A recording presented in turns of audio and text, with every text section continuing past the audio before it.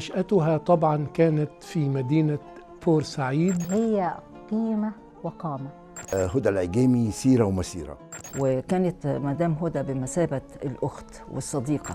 فكل إنسان وكل إنسانة التحقت بهذا العمل تركت بصمة معينة. كانت من الناس اللي دايما مهتمة باللي حواليها، واللي يعني حقيقي اللي بيصل القلوب بسرعة. دايما أول ما تخش البيت كانت دايما ابتسامة على وشها، تحب تسأل على الناس. أعرفها كإذاعية قديرة. يعز عليا النهاردة وإحنا في برنامج للراحلة الأستاذة.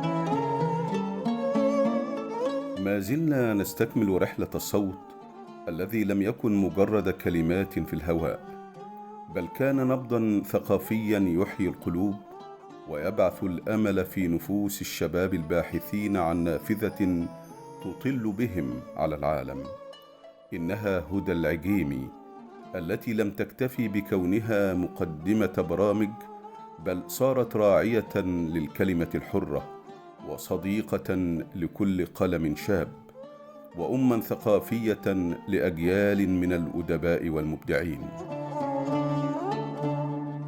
هدى العجيمي من النماذج التي تؤمن بالقيادة الحانية، القيادة التي تتحول فيها المديرة أو الرئيسة إلى أخت كبرى أو إلى وبالتالي هي توجه بكثير جدا من الرفق ومن اللين. وأنا يعني كان لي حظ أنها عندما أحيلت إلى المعاش أسندت إليها إذاعة خاصة خارج الإذاعة المصرية مع الإذاعية الكبيرة سامية صادق. هدى العجيمي في الأدب قمة الأدب والأخلاق، في السلوكيات رائعة، الابتسامة لا تفارق وجهها.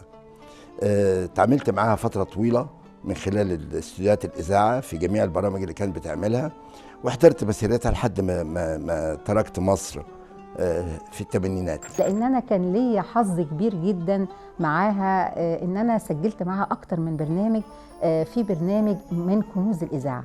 من كنوز الإذاعة كانت في الحلقة الأولى كانت بتتحدث عن نشأتها ودخولها الإذاعة وما إلى هذا.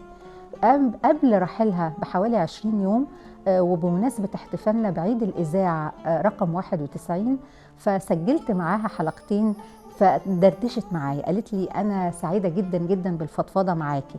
فقالت إيه؟ قالت إن أنا قصة عشقي هي الإذاعة. فهي كتبت فعلا كتاب اسمه قصة عشق للإذاعة المصرية. بقت مدير عن برامج المرأة فقط وتركت برامج الأطفال، وأنا كنت بعمل برنامج في برامج الأطفال. قالت لي إيه رأيك يا عبلة تعالي برامج المرأة، برنامج إلى ربات البيوت. طبعا البرنامج الأشهر على مستوى الشبكة الرئيسية، طبعا ده كان حلم إن أنا أشارك في البرنامج ده، وفعلا رحت مع الأستاذة هدى العجيمي وكانت رئيستي، وكنا أسرة جميلة، كانت هي قائد هذه الأسرة.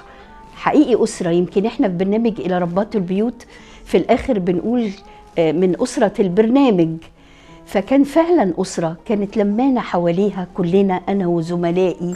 على الجانب الإنساني هدى العجيمي كانت عمة حنونة جدا، قعدتها حلوة زي ما بيقولوا، لطيفة مع الكل، الكبير الصغير، مهتمة بالكل براحة الجميع، مضيافة جدا، إنسانة كريمة.